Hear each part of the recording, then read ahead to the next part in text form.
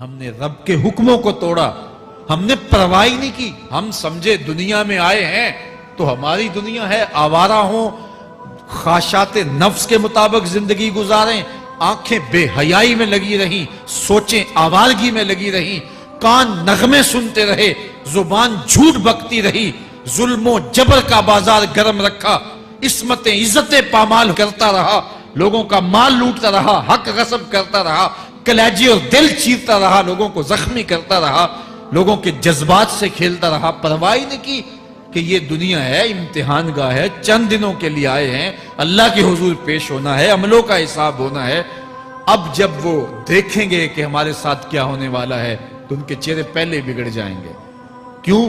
وہ گمان کریں گے کہ ان کی ریڑھ کی ہڈی توڑ دی جائے گی، ایسے عذاب آئیں گے جس طرح کسی کی ریڑھ کی ہڈی ٹوٹ جائے تو اس کا چہرہ شگفتہ گلاب تو نہیں ہوتا، اس کا چہرہ جو ہے وہ تو کس قدر مرجھایا ہوا ہوتا ہے۔ تو اللہ ارشاد فرماتا ہے اس طرح ان کے چہرے ہوں گے۔ ابھی عذاب آیا نہیں ہے لیکن چہرے پہلے اترے ہوئے ہوں گے، اور جب عذاب کی بھٹی میں ڈالے جائیں گے، اللہ اکبر، اور وہ سخت عذاب، حضور نے جبریل امین سے پوچھا مجھے جہنم کے عذابوں کا ذکر سناؤ۔ عرض کی حضور سب سے ہلکے عذاب کی کہانی سناتا ہوں، اور وہ یہ کہ جہنمی کے پاؤں میں آگ کا جوتا رکھا جائے گا، باقی پورا بدن اس کا سلامت ہوگا۔ یہ سب سے ہلکے عذاب کی کیفیت ہے۔ اب پاؤں میں آگ کا جوتا ہوگا، حدت، گرمی، شدت اتنی ہوگی کہ دماغ پگھل کے ناک اور کانوں کے راستے سے باہر آ جائے گا۔ پاؤں میں رکھے ہوئے جوتے کی گرمی دماغ کو ایسے چڑھے گی کہ وہ پگھل جائے گا اور ناک اور کانوں کے راستے سے باہر آ جائے گا۔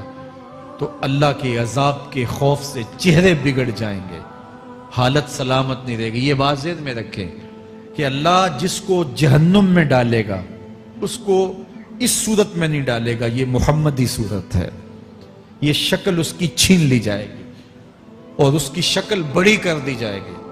اس کا ایک ایک دانت احد پہاڑ جتنا ہوگا۔ احد پہاڑ کا پھیلاؤ 15 کلومیٹر پہ ہے، 15 کلومیٹر کا ایک دانت، اور 32 دانت کتنے ہوں گے تو منہ کتنا بڑا ہوگا۔ اس کو اتنا بڑا اس لیے کیا جائے گا تاکہ وہ عذاب کی تکلیف زیادہ سہے۔ 70 گز موٹی کھال ہوگی، اور کھال جل جائے گی تو اللہ قرآن میں فرماتا ہے ہم نئی کھال دے دیں گے تاکہ عذاب کی تکلیف اس کو گوارا کرنی پڑے۔ پھر چیخے گا، چلائے گا، ہائے مجھے پانی دو، پانی دو، پیاس کی شدت ہے۔ 70 سال تک تو اس کی کوئی آواز ہی نہیں سنے گا۔ 70 سال کے بعد داروغہ جہنم چیخ کر کہے گا کیا مانگتا ہے؟ وہ بولے گا مجھے پانی چاہیے۔ کہا جائے گا تو بے بھی ملتا ہے پانی۔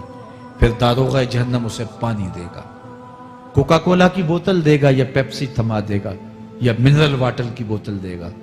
نہیں، قرآن بتاتا ہے اسے مائے حمیم دیا جائے گا، کھولتا ہوا پانی، اور وہ اتنا گرم ہوگا جب پینے کے لیے چہرے کے قریب کرے گا اس سے اٹھتی ہوئی بھاپ کی وجہ سے چہرے کی کھال ادھڑ کے اس کے اندر گر پڑے گی، لیکن اس کے باوجود اس کو پینا پڑے گا۔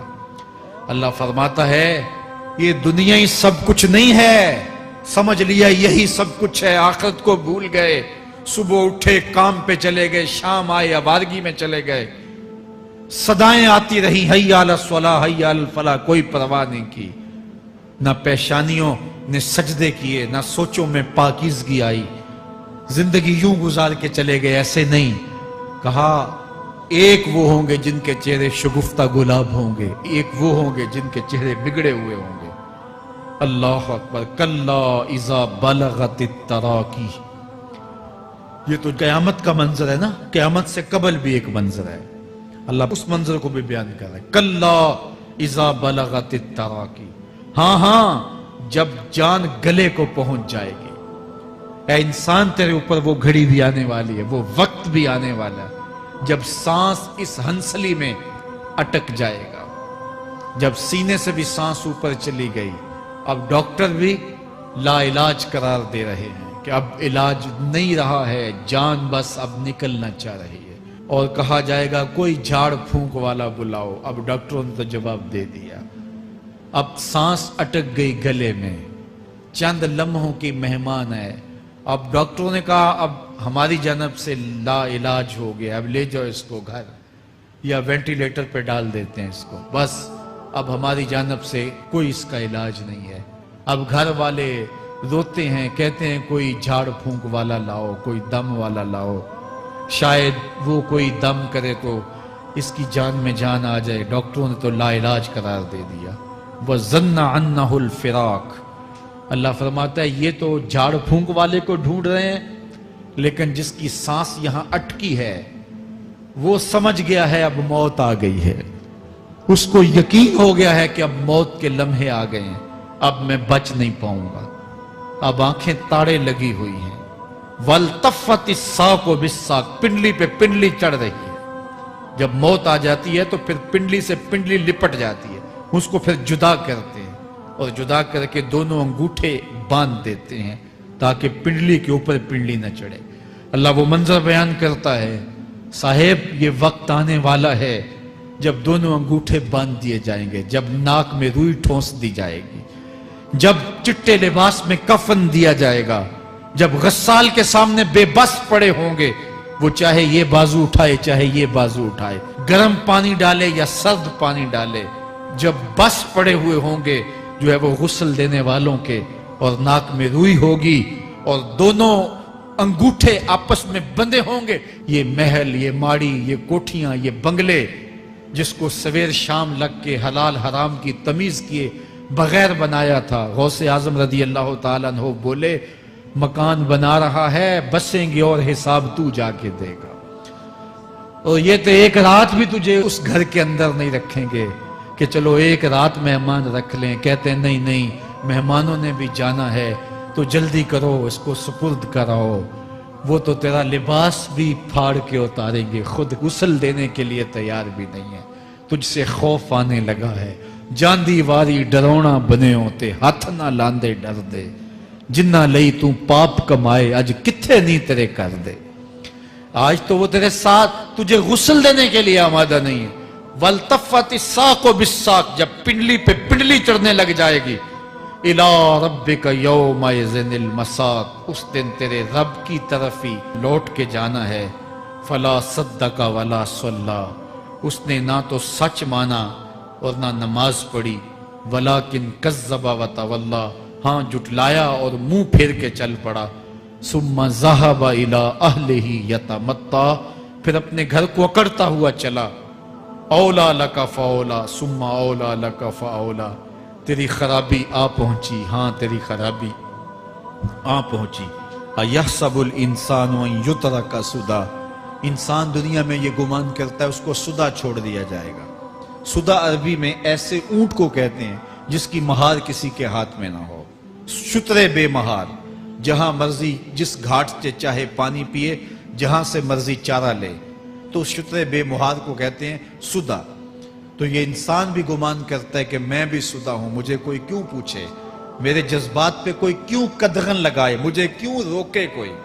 بالخصوص جوانی کے ایام کے اندر جوان کو بڑا ہوتا ہے کہ کوئی مجھے کیوں. وہ تو ماں باپ کے کہنے میں بھی نہیں آنا چاہتا. وہ کہتا ہے کیوں مجھے روکتے ہیں، میری جوانی ہے، میرے جذبات ہیں، مجھے آزادی سے جینے دو، کیوں میرے راستے میں رکاوٹ بنتے ہو، میں سدا ہوں. اللہ فرماتا ہے نہیں، ایک اونٹ تو سدا ہو سکتا ہے، جس کو میں نے اشرف المخلوقات بنایا ہے اس کو تو سدا نہیں چھوڑوں گا، اس کو تو پابند بناؤں گا حکام کا. اب وہ کہتا ہے کہ نہیں نہیں، یہ کیسے دوبارہ اٹھائے جائیں گے. اب دوبارہ وہی بات پھر آ گئی. الم یک نطفۃ من منی یمنیٰ. اللہ فرماتا ہے ایک بوند تھی نا، پانی کا ایک قطرہ تھا جو رحم مادر میں رکھا گیا. ثم کان علقہ، پھر وہ پانی کا قطرہ لوتھڑا بنا. فخلق فسویٰ، پھر اللہ نے اسے پیدا فرمایا اور پھر ٹھیک ہموار کیا. فجعل منہ الزوجین الذکر والانثیٰ، پھر اس سے وہ جوڑ بنائے، کوئی مرد بنایا کوئی عورت بنائی. کہا اب غور کر، اب تیری آنکھیں دیکھتی ہیں، بجلیاں چمکتی ہیں، تیری زبان کا طوطی بولتا ہے، لوگ اشش کرتے ہیں تیری گفتگو پہ، تیری گفتار پہ صدقے جاتے ہیں، تیرے لہجے کے جمال کو دیکھتے ہیں، تیرے سینے کا زور، تیرے پنجوں کی طاقت، تیری دماغ کی تیزیاں اور تیری سوچوں کے اجالے، تیری زوردار ٹانگیں، تیرے کڑیل بازو اور تیری چوڑی چھاتی اور تیرے گلاب کی پتیوں جیسے ہونٹ، اے انسان یہ سب کچھ کہاں تراشا گیا؟ ماں کے رحم میں، اس تاریکی میں جو 3 پردوں میں تھی، تیرا سر تیرے گھٹنوں میں تھا، اور تیرے رب نے وہاں تیرے اندر نسوانیت یا رجولیت کی صلاحیتیں پیدا کی، تیری آنکھوں میں چمک پیدا کی، تیرے کانوں میں نغمے بکھیرے، تیری زبان کے پٹھوں پہ قوت ذائقہ رکھی، تجھے بولنے کی صلاحیت دی، تیرے پنجوں میں زور رکھا۔ آج تو مفتی شہر ہے، آج تو علامۃ الدہر ہے، آج تو قاضی القضات ہے، آج تو منسٹر ہے، آج تو وزیر اعظم ہے، آج تو پہلوان ہے، آج تو شہزادہ ہے، آج تو بادشاہ ہے، آج تو زوراور ہے، آج تیری طاقت کے کیا کہنے؟ آج شیروں کو تو نچا لیتا ہے، ہاتھیوں کو تو بٹھا لیتا ہے، آج تو بڑا زوراور گھڑ سوار ہے، آج تیری طاقت کے کیا کہنے؟ تو کشتی کرتا ہے، زمانہ دیکھنے آتا ہے، آج تیری طاقت کے شوہرے ہیں، تیری عظمت کے تنتنے ہیں، لیکن انسان تو ایک ناپاک قطرہ تھا اور رحم مادر میں تھا۔ تیرے اندر یہ رنگ کس نے بھرے؟ تیرے کانوں میں نغمے کس نے رکھے؟ تجھے دماغ کی قوتیں کس نے دی؟ زبان کو بولنا کس نے سکھایا؟ آنکھوں میں توانائیاں کس نے رکھی؟ تیری زبان کا طوطی بولتا ہے، یہ سلیقے کس نے دیے؟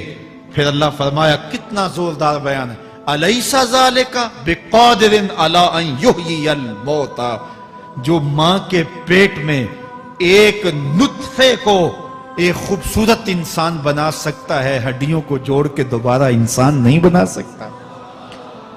کیا وہ دوبارہ تجھے کھڑا نہیں کر سکتا اپنے سامنے پیش ہونے کے لیے، جس کے حکموں کو تو نے توڑا ہے، جس کے فرامین کا تو نے مذاق اڑایا ہے؟ کیا وہ اتنا ہی بے بس ہے کہ اپنے حضور تجھے جو ہے وہ کھڑا ہی نہیں کر سکتا ہے؟ جس رب نے تجھے ماں کے شکم میں شکل دی، حضرت شیخ فرید الدین عطار بولتے ہیں، سانے کستی سلاتی می شود، ایسا کاریگر ہے مٹی سے بادشاہ بنا ڈالتا ہے۔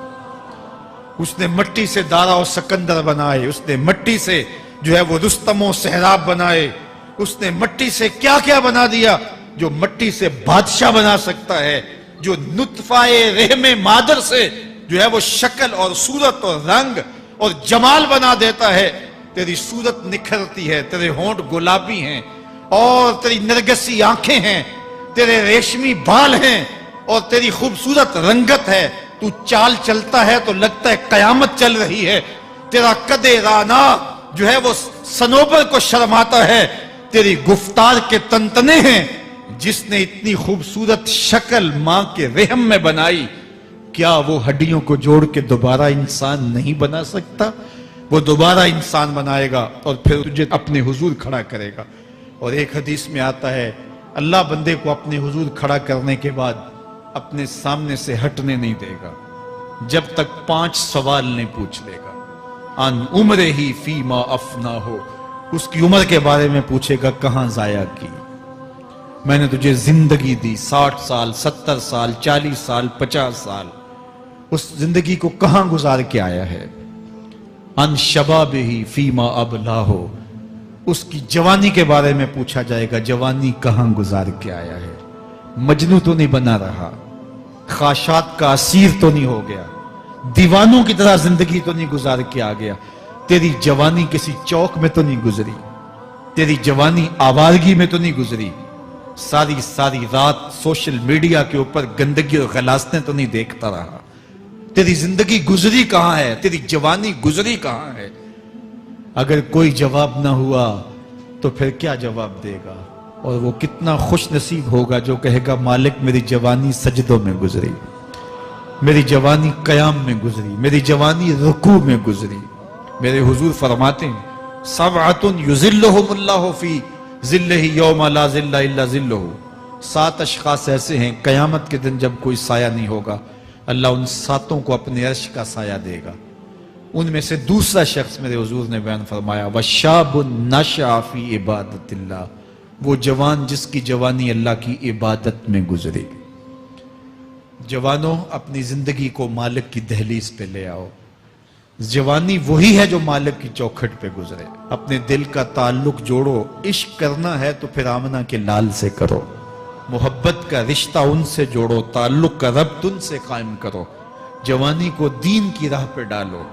اللہ اکبر۔ سنو میرے حضور کا فرمان، انا حبیب اللہ، میں اللہ کا حبیب ہوں۔ پھر فرمایا الشاب التائب حبیب اللہ، جو جوان جوانی میں توبہ کرے وہ بھی اللہ کا حبیب ہے۔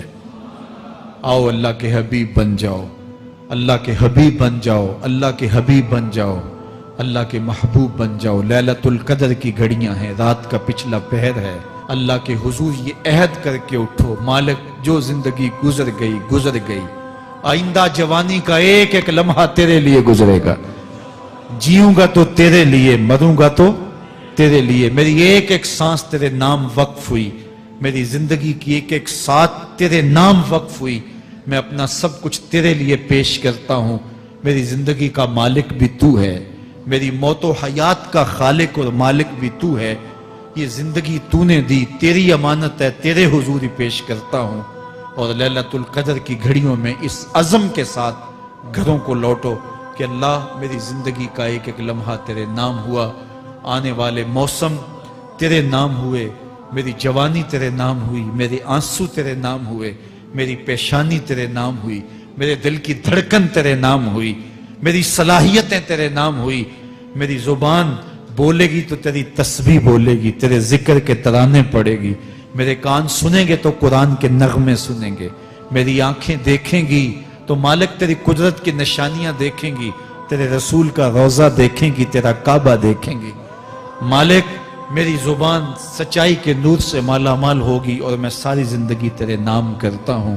اور جب آپ اپنی ساری زندگی اللہ کے نام کر دیں گے تو پھر وہ پوری کائنات تمہارے نام کر دے گا۔ کی محمد سے وفا تو نے تو ہم تیرے ہیں، یہ جہاں چیز ہے کیا لوح و قلم تیرے ہیں۔ اللہ آپ سب کو اپنی پناہ میں، امان میں اور حفاظتوں کے ساتھ میں